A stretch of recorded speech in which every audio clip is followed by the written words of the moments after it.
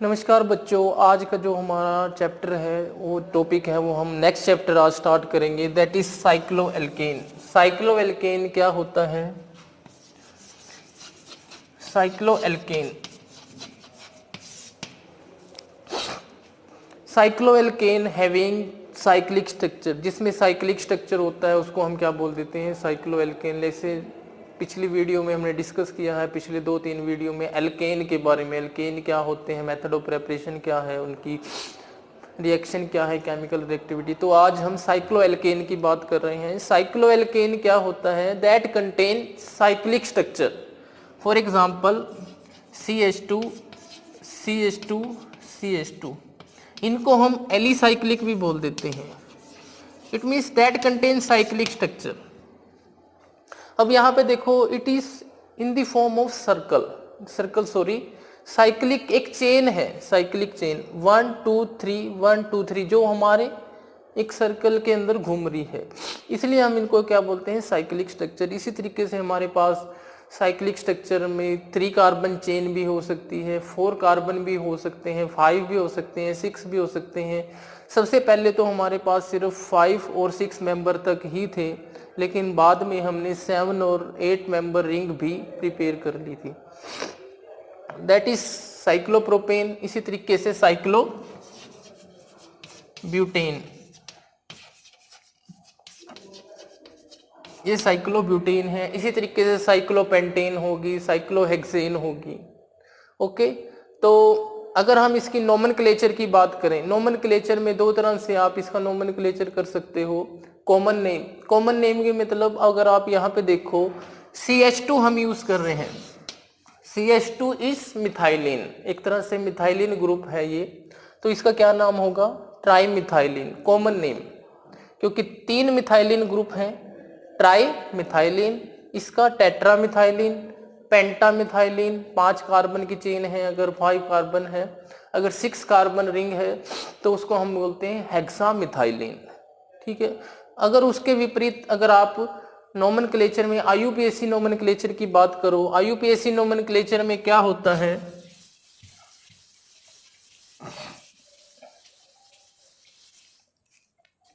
IUPAC nomenclature में we use cyclo, यानी कि साइक्लिक वर्ड। फॉर एग्जाम्पल अगर 3 कार्बन है तो साइक्लोप्रोपेन है, 4 कार्बन है तो साइक्लोब्यूटेन है, 5 है तो साइक्लोपेंटेन है। उसी तरीके से अगर 6 है हमारे पास, दैट इज साइक्लोहेक्सेन। साइक्लोहेक्सेन हमारे पास हो जाती है। तो इसके अंदर मेन बात क्या आती है IUPAC नोमेनक्लेचर में, कि भी अगर आपके पास साइक्लिक के साथ ग्रुप अटैच हो, अगर ग्रुप अटैच हो या फिर कोई दूसरी कार्बन चेन अटैच हो या फिर कोई फंक्शनल ग्रुप किसी दूसरी कार्बन चेन के साथ अटैच हो, तो उस केस के अंदर आप उसका IUPAC नोमेनक्लेचर कैसे लिखोगे? फॉर एग्जांपल अगर मैं बात करूं, एक हम 6 कार्बन की ले लेते हैं और उसके ऊपर हम एक ग्रुप अटैच कर देते हैं मिथाइल। तो यहाँ पे आप देखो सिर्फ एक ही ग्रुप अटैच है, तो इसको आपको नंबरिंग करने की जरूरत नहीं है, तो आप सीधा ही इसको लिख सकते हो मिथाइल साइक्लोहेक्सेन। ओके। अगर आपके पास 2 कार्बन है, सॉरी 2 ग्रुप अटैच हैं, वन इज मिथाइल और दूसरा है इथाइल, तो आपने नंबरिंग उस साइड से करनी है, उस वे से करनी है कि भाई जो हमारे पास ग्रुप है वो लोवेस्ट पॉसिबल नंबर पे आए। ग्रुप क्या है? लोवेस्ट पॉसिबल नंबर पे आए, और प्रायोरिटी उस ग्रुप को देनी है जो अल्फाबेटिकली पहले आता है। फॉर एग्जांपल इथाइल और मिथाइल में इथाइल पहले आता है, तो इसका क्या नाम होगा? 1 2 3, 1 इथाइल, 3 मिथाइल साइक्लोहेक्सेन, ये इसका नाम होगा IUPAC नाम। इसी तरीके से इसका नाम होगा, इसमें तो आपको नंबरिंग करने की जरूरत भी नहीं है, तो आप सीधा ही लिख सकते हो मिथाइल साइक्लोहेक्सेन। ठीक है। नेक्स्ट रूल जो हमारे पास IUPAC का होगा, इसमें अगर आप लिखना चाहते हो IUPAC नोमेनक्लेचर और आपके पास चेन कोई प्रेजेंट है, साइड चेन एक तरह से अगर हम कहें, फॉर एग्जाम्पल इसको मैं लिख लेता हूं 2 हमने लिख लिए।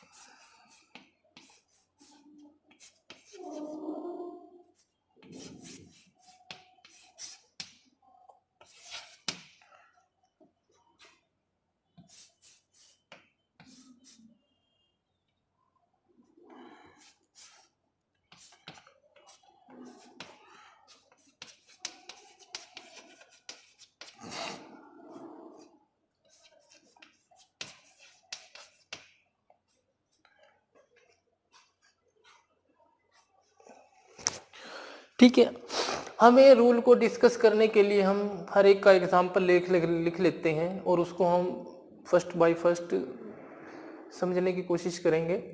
सबसे पहला जो हमारा एक स्ट्रक्चर लिखा हुआ है, देखो एक ये साइक्लिक स्ट्रक्चर है और एक चेन है, साइड चेन। तो आपने सबसे पहला रूल जो हमारे पास है आपने ध्यान रखना है कि भाई अगर आपके पास side chain less number of carbon atom हो देन साइक्लिक। इसका मतलब इसमें 6 है, इसमें 3 कार्बन चेन है। साइड चेन तो 3 कार्बन की है, साइक्लिक 6 कार्बन की है।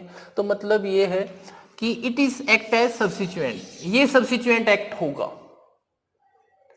इसका मतलब इसका नाम क्या होगा, 1 प्रोपाइल साइक्लोहेक्सेन। दूसरा रूल क्या कहता है हमारे पास कि भाई अगर आपके पास चेन के अंदर कार्बन एटम है वो मोर देन साइक्लिक है, अगर मोर देन साइक्लिक हो, या फिर आपके पास 2 साइक्लिक साइक्लोएल्केन डायरेक्टली अटैच हो किसी चेन के साथ, उस केस के अंदर क्या होगा, उस केस के अंदर आपने जो हमारे पास साइक्लिक है वो एक्ट एज सब्स्टिट्यूएंट करेंगी। उनको हम क्या लेंगे, एक्ट एज सब्स्टिट्यूएंट। 2 केस के अंदर अगर चेन में नंबर ऑफ कार्बन एटम ज्यादा है साइक्लिक से, अगर या फिर 2 साइक्लिक डायरेक्टली अटैच हैं, तो उस केस के अंदर इट मीन्स अगर आप इसका नाम लिखना चाहो 1 2 3 तो इसका क्या नाम होगा, 1,3 डाइसाइक्लोहेक्साइल प्रोपेन। 1,3 डाइसाइक्लोहेक्साइल प्रोपेन, इसको हम क्या बोलते हैं, प्रोपेन।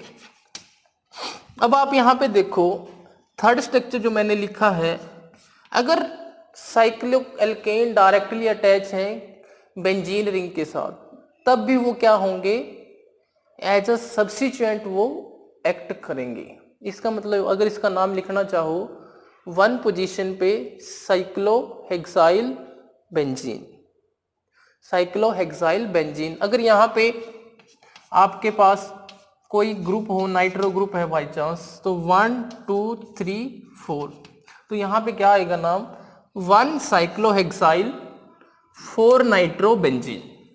इसका नाम है अपने ऐसे लिखना है।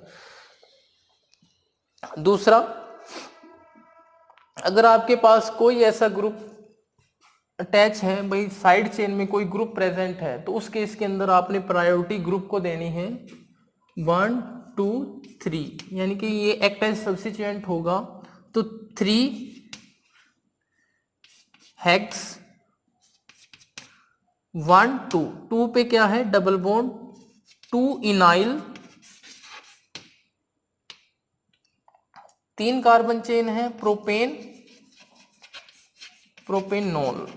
इसका नाम ऐसे आ जाएगा। This is all about IUPAC nomenclature of cycloalkanes. इसको हम क्या बोलते हैं, IUPAC nomenclature of cyclopropane. उसके बाद अगर आप आइसोमेरिज्म की बात करो, आइसोमेरिज्म क्या है, किस तरह का आइसोमेरिज्म ये शो करता है, it show ring chain isomerism.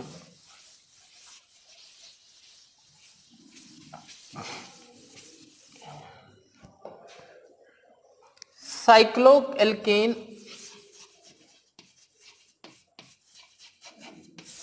Ring chain,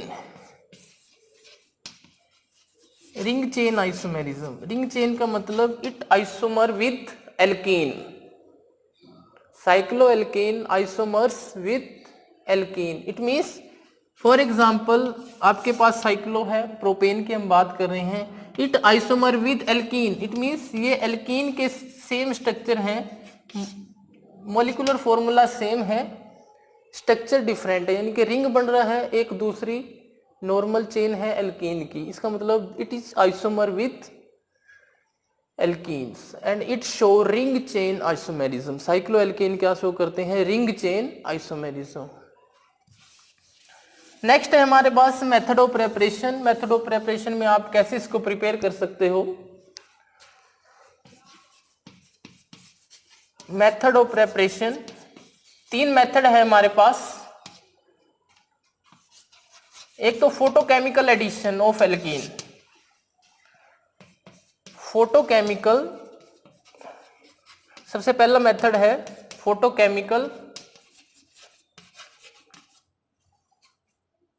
addition of alkene. आपने एल्कीन का एडिशन करना है फोटोकेमिकली, ठीक है, by assign pi electrons. Assign कैसे करने हैं पाई इलेक्ट्रॉन, वो मैं बताता हूं। फॉर एग्जाम्पल आप एल्कीन का एडिशन कर रहे हो, एल्कीन के अंदर सबसे पहले हम सिंपल एल्कीन ले लेते हैं, दैट इज इथीन। 2 मॉलिक्यूल हम इथीन के लेते हैं, एक ये और एक अनदर मॉलिक्यूल और हमने लिया, it is 2 molecule of ethene. अब फर्स्ट मॉलिक्यूल ऑफ इथीन के अंदर आप देखो एक पाई बॉन्ड है, एक पाई बॉन्ड के अंदर 2 इलेक्ट्रॉन होते हैं, तो आप इसको ब्रैकेट के अंदर, बड़ी ब्रैकेट आपने यूज करना 2, और दूसरे के अंदर भी एक पाई बॉन्ड है, तो मतलब 2 electron. It is known as 2+2 addition. इसको हम क्या बोलते हैं? 2+2 फोटोकेमिकल एडिशन। इट मीन्स इससे जो प्रोडक्ट बनेगा हमारे पास, दैट इज साइक्लोब्यूटेन। साइक्लोब्यूटेन कैसे बनेगा? फॉर एग्जाम्पल इसका ये जो बॉन्ड है ये यहां से यहां शिफ्ट हो जाएगा, और ये यहां से एक पाई बॉन्ड यहां शिफ्ट हो जाएगा। इट इज मतलब एक तरह से साइकिल बन जाएगी, एक पाई बॉन्ड यहाँ शिफ्ट और एक पाई बॉन्ड यहाँ शिफ्ट, क्योंकि हर एक के अंदर एक पाई बॉन्ड है, तो एक पाई बॉन्ड के अंदर 2 इलेक्ट्रॉन होते हैं, तो मतलब 2+2 एडिशन रिएक्शन। इसी तरीके से अगर हमें 4+2 एडिशन रिएक्शन करनी हो, 4+2 का क्या मतलब होगा, ध्यान से समझना। 4+2 का मतलब है कि भाई 4 पाई इलेक्ट्रॉन, 4 पाई इलेक्ट्रॉन मतलब 2 पाई बॉन्ड। अगर आपको 4+2 एडिशन रिएक्शन करनी हो, 4+2 एडिशन, 4 का क्या मतलब है? 4 इलेक्ट्रॉन, 2 का मतलब 2 इलेक्ट्रॉन, 4 इलेक्ट्रॉन मतलब 2 पाई बॉन्ड। इट मीन्स आपके पास ऐसा कंपाउंड है जिसके अंदर 2 पाई बॉन्ड है। अब हमने यहां लिखा 1,3-ब्यूटाडाइईन, एक पाई बॉन्ड दूसरा पाई बॉन्ड, इसका मतलब 4 इलेक्ट्रॉन हो गए। अब 2 का क्या मतलब है? जिसके अंदर सिर्फ एक पाई बॉन्ड है, आप वो यूज कर रहे हो, CH डबल बॉन्ड CH2, इसके अंदर सिर्फ एक पाई बॉन्ड है, इसको आप एडिशन कर रहे हो इसके साथ। हो सकता है पाई बॉन्ड का मतलब ये नहीं है अभी एक ही पाई बॉन्ड, इसके साथ कोई और अटैच हो, कोई और group, electron with driving group. तो यहां से अगर आप एडिशन करते हो इसकी, कैसे होगी? ये बॉन्ड यहां और ये यहां और ये, एक तरह से साइक्लिक इंटरमीडिएट। साइक्लिक इंटरमीडिएट कैसे? अगर आप इसकी करो CH2, ये पार्शली फॉर्म CH, ये पार्शली ब्रोकन, ये पार्शली फॉर्म CH, ये पार्शली ब्रोकन, ये पार्शली फॉर्म CH, ये पार्शली ब्रोकन। इस तरह से एक साइक्लिक इंटरमीडिएट है। अगर आपके पास इलेक्ट्रॉन विथड्राविंग ग्रुप प्रेजेंट हो इथीन पे, तब क्या होता है? इनॉल बोलते हैं इसको, इनाइल्स, ठीक है। तो उस केस के अंदर रिएक्शन थोड़ी फास्ट होती है, इसका फर्क ये होता है, ठीक है। तो इस तरह से साइक्लिक इंटरमीडिएट बनेगा और उसके बाद फाइनल प्रोडक्ट साइक्लो, ओके। उसके बाद ये प्रोडक्ट आपके पास बनता है। It is known as 4+2 addition reaction. It is the first method of preparation. Next है हमारे पास डीहैलोजिनेशन। डीहेलोजिनेशन का मतलब loss of halogen, dehalogenation CH2Br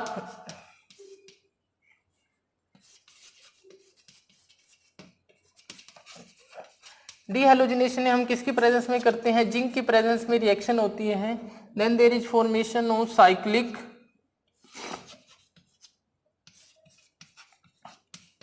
product बनता है, removal of zinc bromide, removal of zinc bromide इसके अंदर रिमूवल होता है। It is same as it is जैसे हमने वार्ज रिएक्शन फॉर्मेशन के लिए एल्केन पढ़े थे उससे ही सिमिलर है। उसके अंदर हम सोडियम यूज करते थे, इसके अंदर हम जिंक यूज कर रहे हैं। And then there is formation of cycloalkane इसके अंदर हम बनते हैं। थर्ड मेथड है जो हमारे पास pyrolysis of calcium salt of carboxylic acid. Third method of preparation हमारे पास पायरोलिसिस ऑफ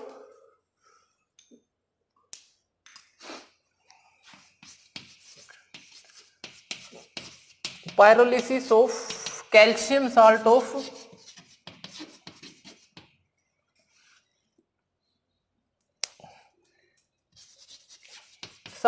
कार्बोक्सिलिक एसिड।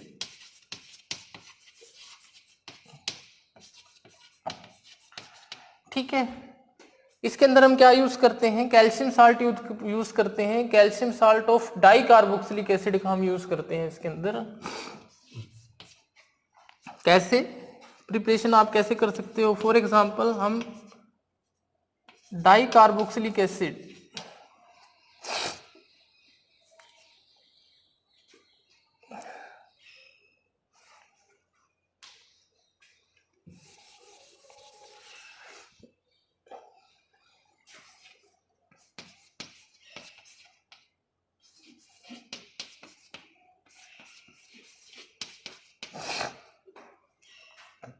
ठीक है, डाई कार्बोक्सिलिक एसिड का हम यूज करते हैं इसके अंदर, calcium salt of dicarboxylic acid.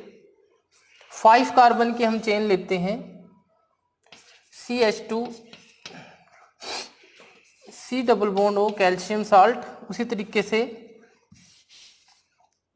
ये इसके साथ अटैच होता है, ये it is known as calcium salt of dicarboxylic acid. Calcium salt कैसे बनता है, फॉर एग्जांपल हमारे पास कार्बोक्सिलिक एसिड है, यहाँ पे हम 2 ग्रुप कार्बोक्सिलिक एसिड के लेते हैं। जब हाइड्रोजन रिप्लेस होता है किसी मेटल के साथ, मेटल कुछ भी हो सकता है, सोडियम, मैग्नीशियम, कैल्शियम, यहाँ इस केस के अंदर हम कैल्शियम यूज कर रहे हैं, that is calcium salt of dicarboxylic acid. जब हम इसको हीट करते हैं, हीट करने के बाद there is removal of calcium carbonate का रिमूवल होता है and formation of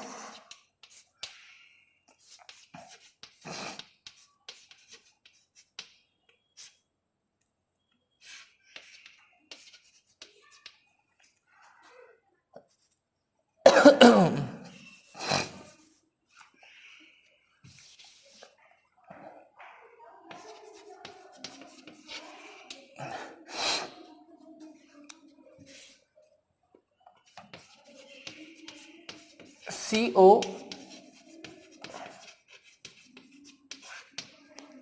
carbonyl compound बनते हैं, यानी कि कीटो ग्रुप बनता है, साइक्लिक कीटो। उसके बाद हम क्या यूज करते हैं, क्लीमेंजन्स रिडक्शन, यानी कि जिंक और मरकरी की प्रेजेंस में और HCl की प्रेजेंस में ये रिएक्शन होती है, इसको हम बोलते हैं रिडक्शन। आपने पढ़ा भी हो पहले +2 क्लास के अंदर, ये रिएक्शन होती थी क्लीमेंजन्स रिडक्शन, जिसके अंदर हम एल्डिहाइड और कीटोन को डायरेक्टली कन्वर्ट कर सकते थे हम एल्केन के अंदर, उसको हम बोलते थे रिडक्शन, क्लीमेंजन्स रिडक्शन। जिंक एमलगम, यानी कि जब जिंक मरकरी के साथ प्रेजेंट हो उसको हम एमलगम बोलते हैं। जिंक एमलगम और HCl की प्रेजेंस में रिएक्शन होती है, then formation of CO converted into H, reduction हो जाती थी, यानी कि addition of hydrogen.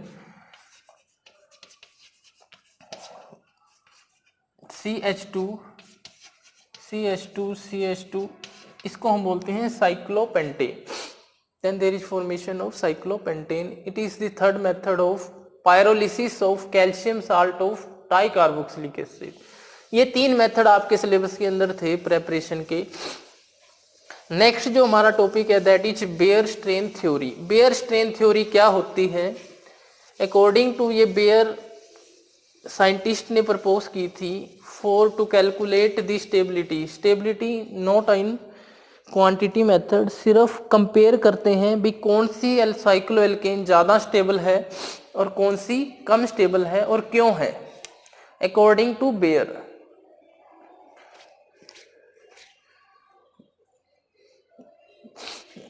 According to Baeyer, for example Baeyer strain theory हम इसको बोलते हैं।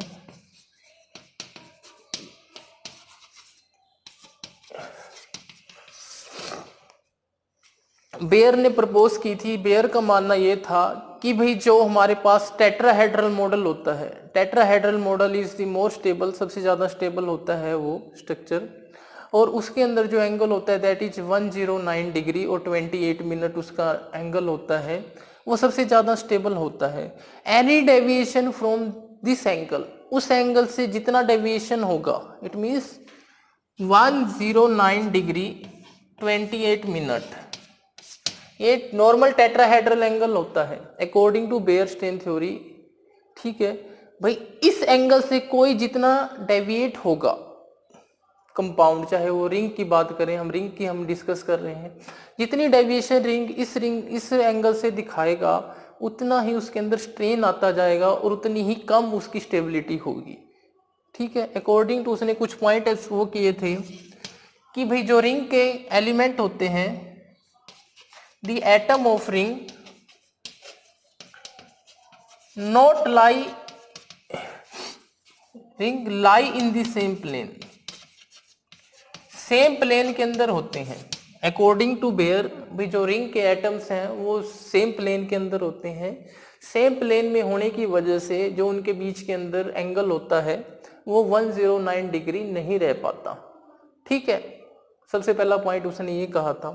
दूसरा उसने ये कहा भाई any deviation from normal tetrahedral angle, tetrahedral से जितना भी डेविएशन होगा, जितना ज्यादा डेविएशन होगा उतनी ही स्ट्रेन उस मॉलिक्यूल के अंदर आती जाएगी, यानी कि उतनी ही कम स्टेबिलिटी उसकी होती जाएगी। ठीक है, और मोर स्टेबल कौन सा होगा? जितनी कम स्ट्रेन होगी, और more stable form easily, maximum form होगी रिंग जिसकी स्टेबिलिटी ज्यादा होगी।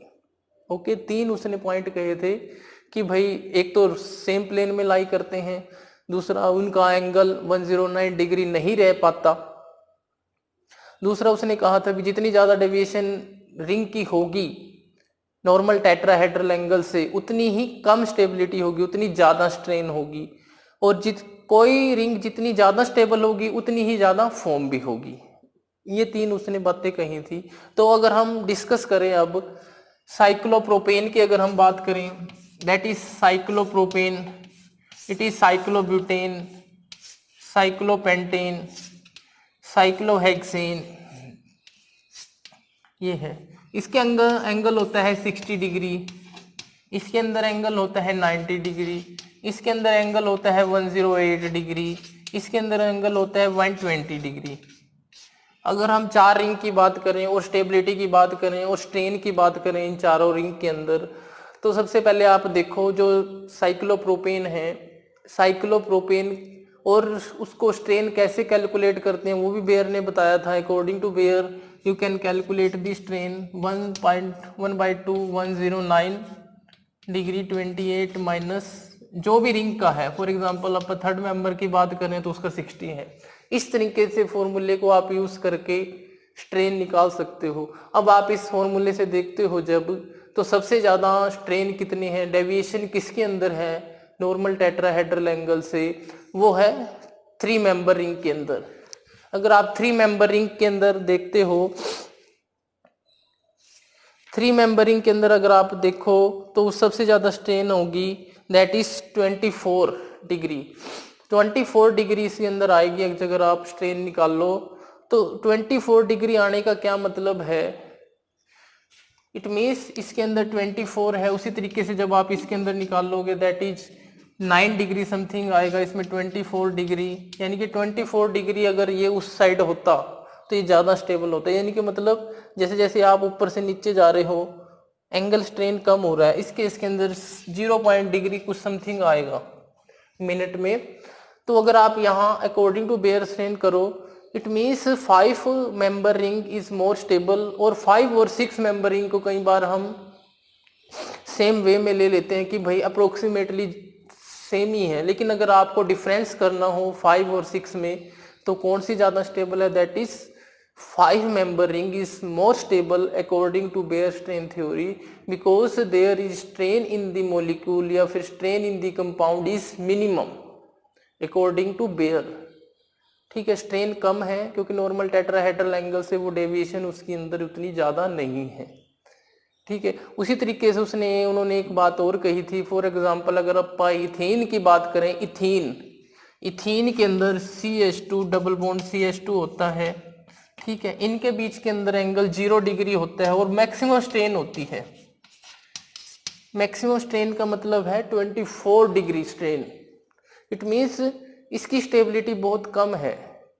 इसकी स्टेबिलिटी कम होने का मतलब ये बहुत जल्दी रिएक्ट कर जाती है। इसकी रिएक्टिविटी को भी बेयर ने एक्सप्लेन किया था, भी उसमें स्ट्रेन ज़्यादा है इसीलिए इसकी रिएक्टिविटी ज़्यादा है।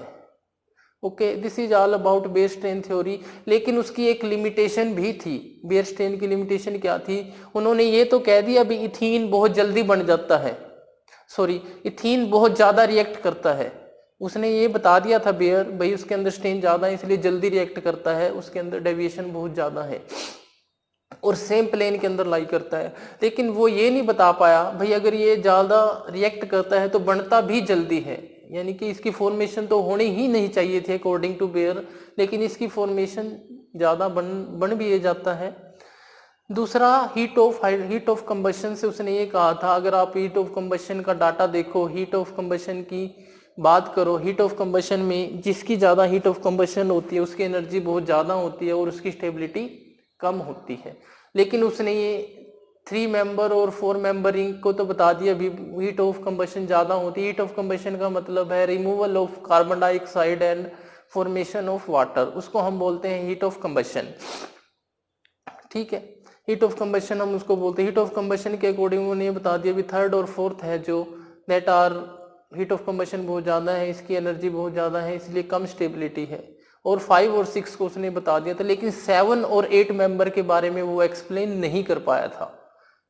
तो उसकी 2 लिमिटेशन ये थी बेयर स्ट्रेन थ्योरी की। ओके, उसके बाद अगर आप बात करो, उसके बाद दूसरा साइंटिस्ट हमारे पास था स्केचमोर थ्योरी ऑफ स्ट्रेनलेस रिंग। स्केचमोर